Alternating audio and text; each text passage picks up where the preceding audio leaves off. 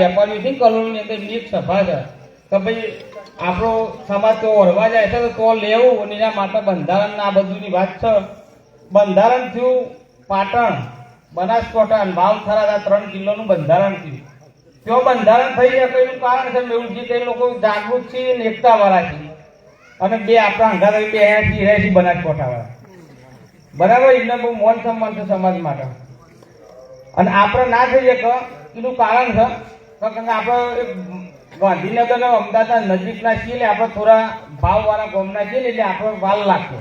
પણ જેમ જેમ લમરોણી પર છે ને એમ હાથમાં 100 આવશે, 5 આવશે, પછી 3 થશે, બરાબર. જો બહેરો તો જે વખત દાગીને નક્કી કરવા બે ત્યારે આખું ઓઢી કે અમારે તો મોટી લાયા હતા લાવજો ને હાથ, આવું જ કેવું છે ને. તો અમારે કેવું છે ને ભાઈઓને લાવવાના છે એમને પૂછો ક્યાંથી મળી છે હાથ દાગીના. સાહેબ 1,42,400 ભાવ છે આજે, તો 2.5 લાખ છે સાહેબ. આપણે જ બંધારણ કરવું પડશે, કોઈ બીજો સમાજ બંધારણનું કહેવા આવશે નહીં.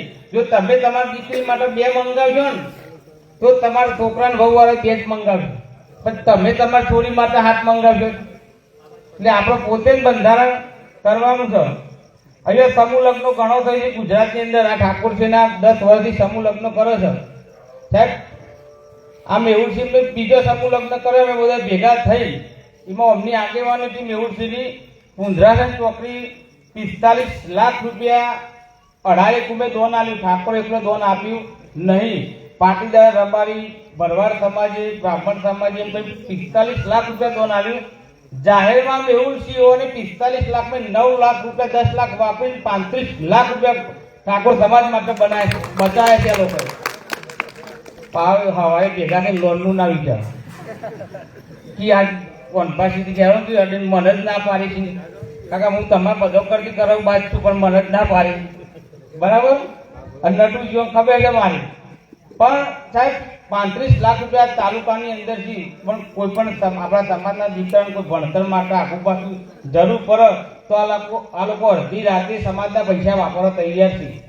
આ કલોલ તાલુકાની અંદર લગભગ 70 લાખ રૂપિયા વધેલા છે સમૂહ લગ્નના. દર વર્ષે સમૂહ લગ્નમાંથી 15-20 લાખ રૂપિયા લોકો બચાવી છે.